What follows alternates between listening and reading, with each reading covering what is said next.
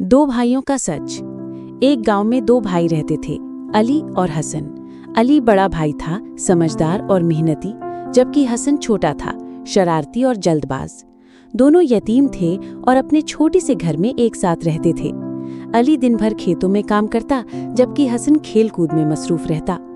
एक दिन अली को खबर मिली कि गांव में एक बुजुर्ग ने ऐलान किया है, जो शख्स सबसे ज्यादा ईमानदार और कुर्बानी देने वाला हो, उसे अपनी जमीन का वारिस बनाऊंगा। हसन ने फौरन जाने का फैसला किया और अली को बताया कि वो भी कोशिश करेगा। दोनों बुजुर्ग के पास पहुंचे। बुजुर्ग ने उनसे एक सवाल किया, अगर तुम्हारे पास सिर्फ एक रोटी हो और तुम दोनों को शदीद भूख लगी हो, तो क्या करोगे?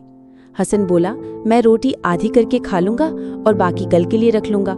अली ने मुस्कुराकर कहा, मैं अपनी रोटी हसन को दे दूंगा क्योंकि वो कमजोर है, मैं पानी पीकर सो जाऊंगा। बुजुर्ग ने अली की बात सुनकर कहा, बेटा, तुम ही इस जमीन के हकदार हो क्योंकि तुमने कुर्बानी और मोहब्बत है। ये सुनकर हसन को अपनी गलती का एहसास हुआ और उसने भाई से माफी मांगी।